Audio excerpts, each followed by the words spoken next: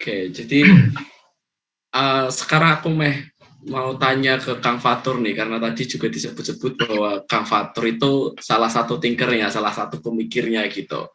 Nah dulu itu awal-awal sebenarnya KMNU mau dibawa kemana sih Kang Fatur? Sebenarnya apakah mau, kan tadi mengumpulkan organisasi-organisasi yang 5 pilar itu gitu, terus apakah ini jadi wadah, apa jadi organisasi kemahasiswaan atau bagaimana, atau semacam organisasi eksternal atau bagaimana, itu sebenarnya mau dibawa kemana Kang?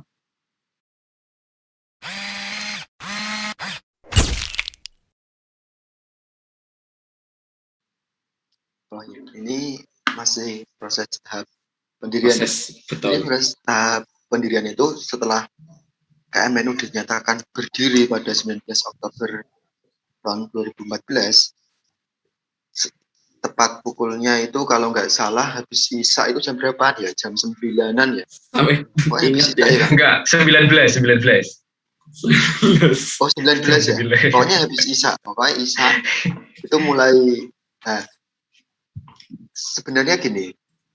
Tadi kan saya sudah menyinggung mau dibawa sih KMN, mau dibawa kemana KMNU ini? Karena KMNU itu dulu ada yang pengen itu adalah komunitas. Karena dengan adanya komunitas ini tidak mengganggu organisasi-organisasi NU yang ada di UNDI, terutama PMI. Karena kalau organisasi itu hubungannya dengan kaderisasi pasti. Kalau komunitas adalah tidak ada kaderisasi, pasti hanya wadah kita untuk apa namanya berkumpul. Itu namanya komunitas wadahnya. Nah, sebenarnya memang yang disampaikan Kang Beri benar bahwa kalau kita dengan PMI dengan ready dengan apa itu tidak ada penolakan. Cuma ada perbedaan mindset, perbedaan pandangan. Jadi bahwa jika KMNU ini bisa memecah belah NU di UNDIP apa enggak? Karena ini kan langsung menyomot nama NU. Sementara yang lain enggak. Al-Hikmah enggak, Al-Izah enggak, Gus Durian enggak, PMI enggak menyamot nama NU. Kalau ada KMNU langsung menyamot keluarga mahasiswa NU.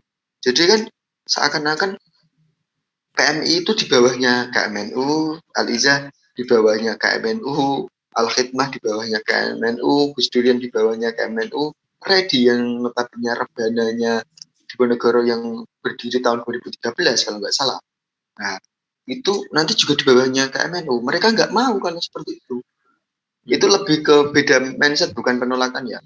Dan itu menjadi panas di awal-awal era pendirian KMNU. Nah, dengan adanya isu seperti itu kan kita tetap mempertegas bahwa kita organisasi. Karena apa? Kalau kita hanya komunitas, kita nggak akan bisa berkembang. Nah, dulu seperti itu. Jadi pemikirannya kita mau mengembangkan KMNU. Kita nggak peduli. IPNU aja tidak mengganggu PMI ya. IPNU ada IPNU, kalau PT ada IPNU namanya IPNU apa ya? PKPT. PKPT. PKPT. Nah, itu ada juga di tidak UNES. mengganggu. PKPT yang di UNES itu tidak mengganggu PMI yang ada di UNES atau dimanapun. Nah, itu kan menjadi fakta. Makanya kita berani membuat sebuah organisasi, bukan komunitas. Jadi KMNU itu dulu pemikirannya adalah kita ingin bersama-sama mengajak orang-orang NU yang ada di UNDIP. Karena faktanya dulu kita mengaku NU di UNDIP itu sangat-sangat malu. Atau kalau nggak malu, takut. Dulu takut, seperti ya. Itu vibe-nya 2012. Kenapa kan? 2012 sampai 2014 sampai 15 itu juga masih seperti itu. Kita ngaku NU masih di Undip itu masih sebuah tabu. Gak ada yang berani. Pakai jaket KMNU gini nggak berani ya? Loh. orang pakai jaket NU atau lagu NU Dibully mungkin ya. Kenapa? Dibully atau Dibully. dipersekusi mungkin. Karena NU lebih Persekusi. dikenal. Yakin, benar. Dulu itu penguasanya masih eranya seperti itu. Memang itu benar-benar, saya bicara fakta, nggak sekarang kalian pakai jaket KMNU yang di belakangnya ada logo NU PD. Dulu nggak bisa. Nggak bisa. Bangga sekarang ya. Ini cerit menyambung dari Gus Bahri. Dulu waktu kita mau oprek pertama kali, kita sembunyi-sembunyi, nggak berani terang. Sembunyi-sembunyi apa? Kita nempel pamflet aja tengah malam. Saya pelaku utama soalnya. Saya Kang Indro, dari Kang Indro, Kang Daniel. Kalau mau nyebar pamflet di semua fakultas dan jurusan, itu harus malam hari, dan di situ ada 2 pamflet Pagar Nusa dan pamflet KMN. Dulu bang seperti itu. Karena apa? Kita ada Pagar Nusa apa? Kalau ada yang berani mencopot pamflet itu, kita datangnya ada backingan ya. Oke, benar-benar. Iya, padahal orangnya sama. Cewek premannya muncul. Tapi strateginya menarik ya, strategi promosinya ya. Dulu itu kalau kita mau nempel kan nggak ada izin toh. Iya benar-benar nggak bisa kita malam tempel, besok pagi hilang. Nah kita berharap minimal 1-2 jam itu pamflet itu bisa terbaca orang gitu ya. Begini kan, memang situasinya dulu dan sekarang itu sangat jauh beda ya. Kenapa saya bilang dulu itu orang yang berani ngaku NU itu dibully atau dipersekusi? Ini memang fakta.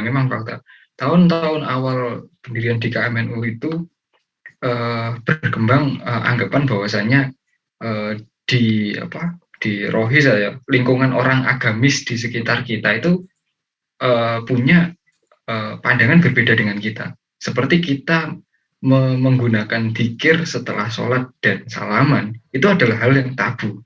Menurut mereka itu adalah langsung isu yang digunakan adalah bid'ah, seperti itu. Itu dan syirik seperti itu sudah sangat biasa. Dan bahkan kita itu menjadi minoritas dulu itu di kampus kita sendiri. Nah, untuk menahan paham-paham itulah, makanya kita juga harus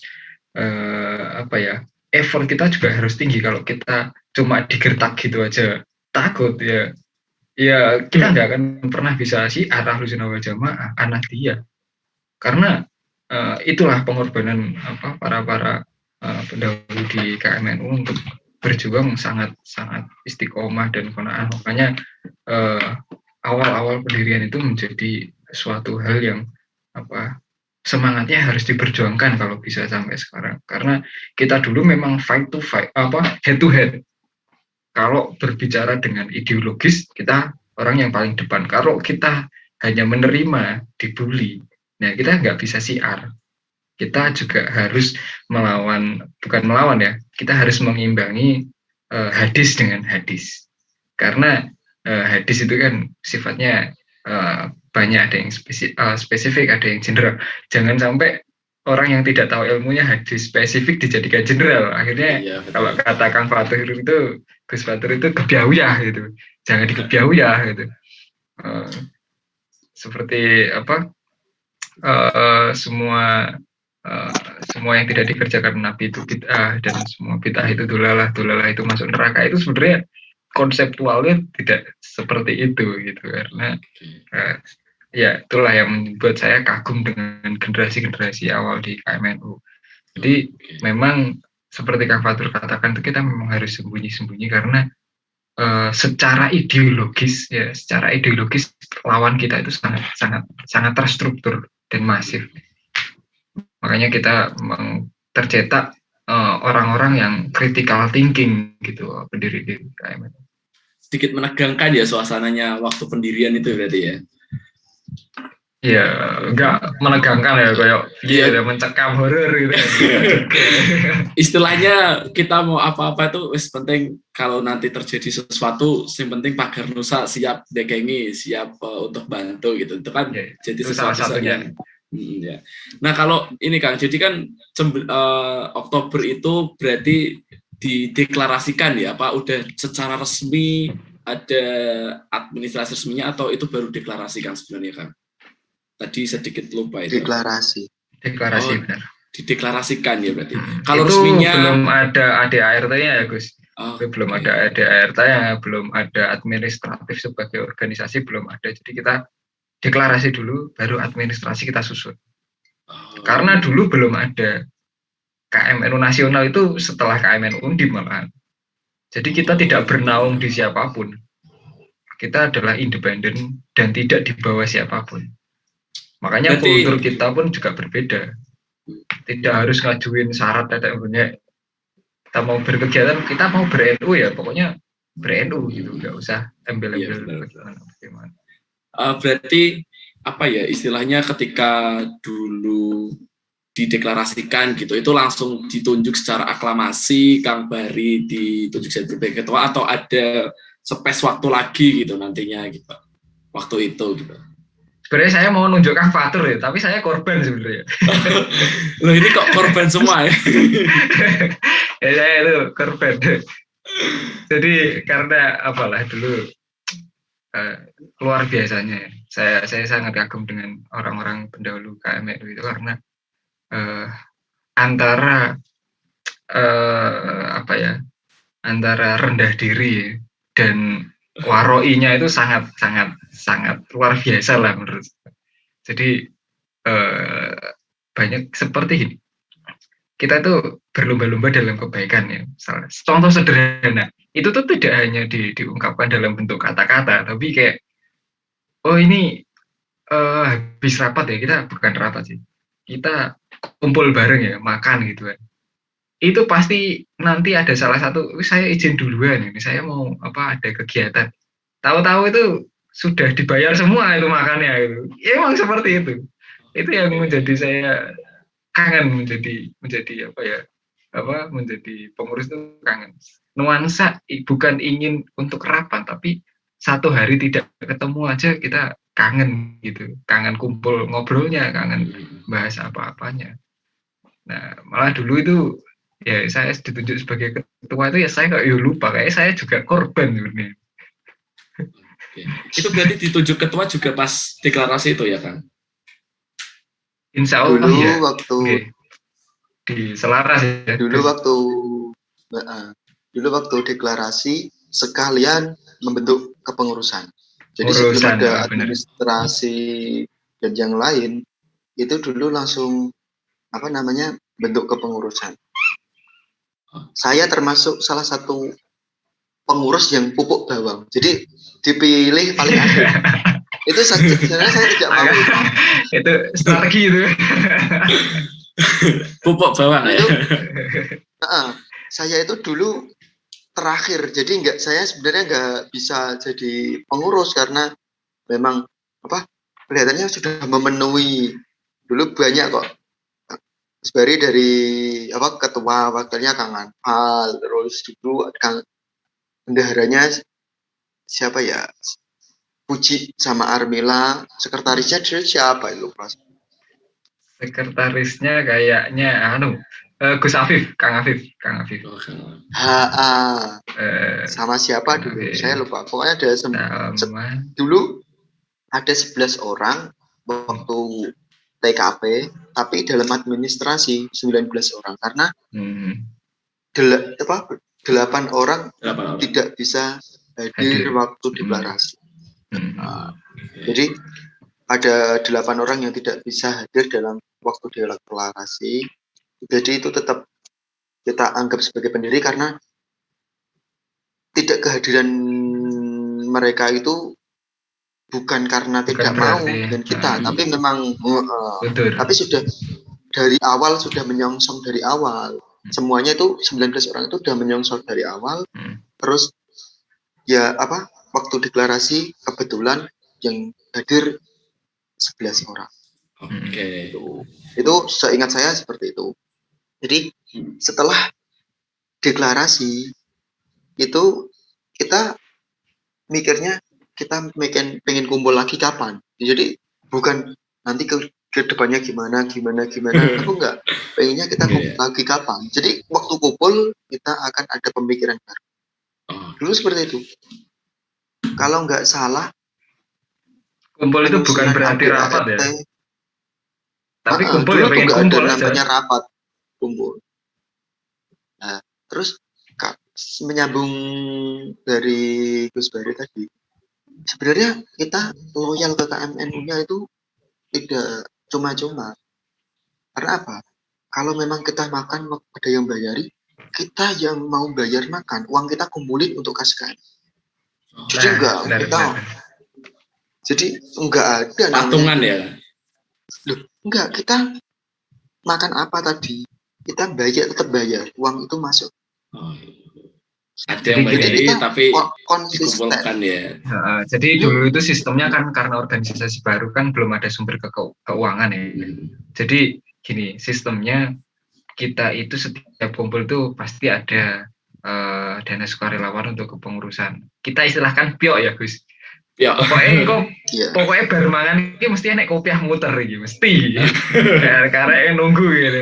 Ya enak banget ya. Entah itu 5.000, 2.000 ya itu pokoknya yang menjadi, atau biasanya kalau makannya sudah dibayarin, uang yang seharusnya kita buat untuk membayar makan itu kita masukkan ke kas. Itulah luar biasanya. Kalau sekarang, wah kita bingung kasih dapat dari mana kan, kita nggak ada pemasukan, bingung. Kalau dulu nggak ada kayak gitu. Totalitas dan loyalitas. Randu duit, tapi yo sergap. Kok sergap datang sergap kumpul kayak gitu. Jadi nggak ada alasan keuangan untuk kita tidak kumpul dan makan. Kita kebutuhannya itu kumpul KMNU, bukan kita mau rapat, kita mau bahas ABCD, tapi dengan kita kumpul pasti nanti ada sesuatu yang baru untuk KMNU, itu pasti ada. Oke, mungkin itu tadi yang awal ya kan. Jadi kalau aku pengen ngulik lagi nih, kita pengen ngulik lagi ketika kan setelah berdiri ini sudah ada proses-proses, mungkin proses-proses pembuatan administrasi dan sebagainya itu kan tetap ada gitu. Nah, terus gimana sih Kang awalnya sampai akhirnya mengenalkan KMNU itu ke pihak kampus gitu dan diterima kampus dengan baik gitu, apalagi kalau aku pernah dengar itu sampai acara besarnya kampus yang namanya Undip Bersolawat akhirnya dipercayakan sama KMNU Undip gitu untuk istilahnya mengkonsep lah ya gitu. Mungkin Kang Fatur atau Kang Bari, Kang Fatur dulu deh, nggak apa-apa. Oh ya, jadi pada bulan Oktober kita berdiri, bulan November kita oprek. Oke. Jadi oprek itu kita laksanakan bulan November. Nah, kita itu sambil oprek, kita sambil menyusun kelengkapan ADRT. Jadi kalau jujur ADRT itu dulu yang konsep itu saya, terus ya dibantu Kang Anfal sama Gus Bari waktu itu, ya bantu nemenin lah. Jadi kalau logo itu pure dari Gus Bari. Logo KMNU itu dari Gus Bari murni. Kalau ADRT saya yang nyusun. Jadi seminggu saya itu begadang untuk membuat ADRT sampai jadi itu seminggu dari nol. Jadi itu dari nol itu seminggu saya ingat sekali itu. Tinkernya kan terbukti kan, akhirnya melahirkan ADART itu kalau nggak tinker itu ya nggak bisa. Oke. ADART terus setelah jadi baru kita evaluasi bersama. Kita evaluasi pertama itu kita evaluasi bertiga dulu, karena dulu saya, Kang Anfal dan Gus Bari itu mengevaluasi bertiga. Karena kalau paling menjengkelkan itu waktu evaluasi kan mesti di atas jam 12 malam. Nah, evaluasi di atas jam 12 malam, itu kan langsung tidur. Jadi denger ya udah ya. Sambil Itu ngantuk-ngantuk. di masjid. Sambil ngantuk-ngantuk ya. Nah, Gitu. itu tadi kan masalah kegiatan ya, sampai ke undi bersolawat. Dikenal November sama kita oprek. November kita oprek itu memang perjuangan yang paling kerasa itu di oprek. Karena apa? Kita nggak minim dana, minim channel, minim link, minim semuanya. Bahkan H-1 kita belum dapat tempat dan tempatnya belum dapat pembicara. H-1. Jadi baru dapat itu besok acara, tengah malam itu baru ya dapat. iya benar, Masya Allah. Tengah malam, jadi besok mau, karena kita sudah muter-muter kemanapun, akhirnya kita memberitahunya jam, kalau enggak subuh itu kita baru bisa memberitahu peserta bahwa tempatnya ada di Takwailah. Pondok Takwailah. Itu benar saya. Itu memang menghubungi Ustadz Imam Fadilah itu memang baru ketemu itu, dapat channel itu H-1. Dan dulu yang ngisi pertama itu Gus Obed. Gus Obed itu Kiai Haji Ubedillah Sodaqoh Surya PWNU. Sekarang ya. Jadi sampai sekarang termasuk kadernya oprek pertama kali yang masih cemerlang itu ada Mbak Arun, ada Kang Kiki, Kang Rizky. Nah, itu termasuk golongan oprek awal ya. Terus siapa lagi yang andalan itu sampai Kang Kiki, terus siapa? Anas, banyak. Kang Anas itu masuknya bukan oprek ya kan? Itu masuknya kita pendiri. Oh iya. Pendiri. Oh ya. Kang, maaf. Tak potong nih. Kalau itu kan Mbak Bet ya yang isi. Nah, tanggapan Mbak Bet loh, ini apa gitu apa gimana Kang? Kan pasti belum tahu ya dari lingkungan PWNU, lingkungan tentang KMNU gitu. Tanggapan awalnya gitu. Oh. Nah, kita suan-suan ke ulama-ulama. Dulu memang kita agenda utama adalah suan ke ulama. Dan mereka menyambut dengan bahagia dan menyambut dengan doa, bahkan menyambut dengan dana, waktu. Memang dulu kalau saya suan sama Gus Bahri itu sering disangoni ya Gus. Sering disangoni. Jadi ya awal-awal pendirian itu secara internal dan eksternal ya, kita perkenalan di internal kampus dan eksternal kampus. Saya ini cerita real, ini faktanya ya, orang yang berpengaruh dalam pendirian secara internal di KMN Undip itu sebenarnya, saya langsung sebut nama ini karena kalau tidak saya sebutnya nanti lupa takutnya. Jadi yang pertama sebelum kita kepengurusan lengkap, jadi kita ada oprek dulu. Nah itu orang yang paling berjasa untuk mendampingi saya dari awal pendirian dan akhirnya mendapatkan link ke Pondok Pesantren Takwailah itu adalah Kang namanya Huda.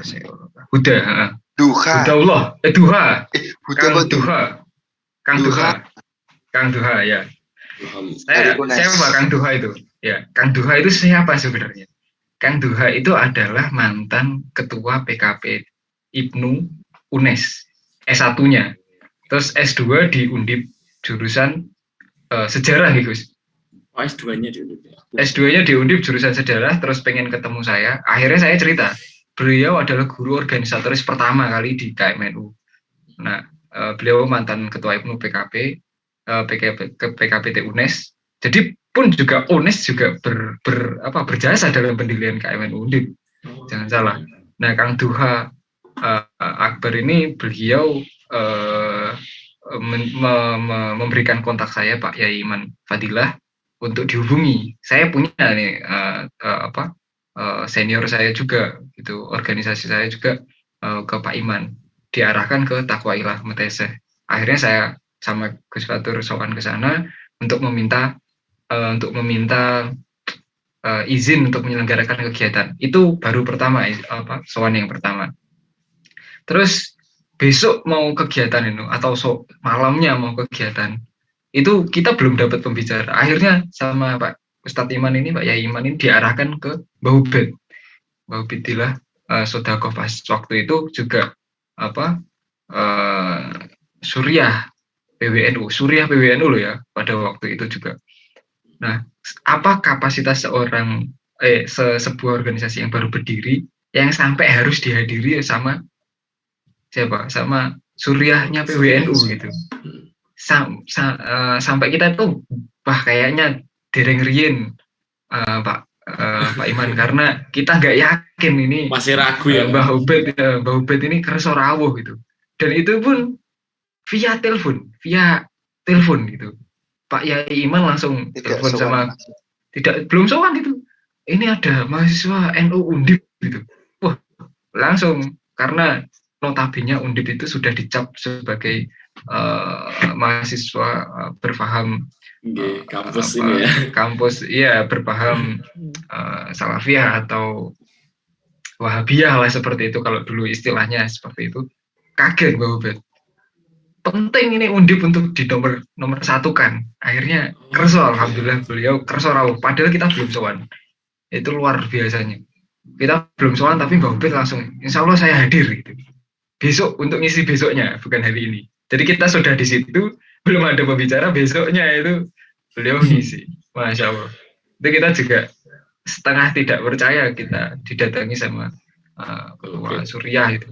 Nah itu secara eksternal untuk pengakuan eksternal. Oh di Undip itu ada KMNU, itu dari PWNU itu secara tidak langsung sudah ada. Dan saat itu Pak Yai Iman Fadilah itu statusnya sebagai sekretaris PW saat itu.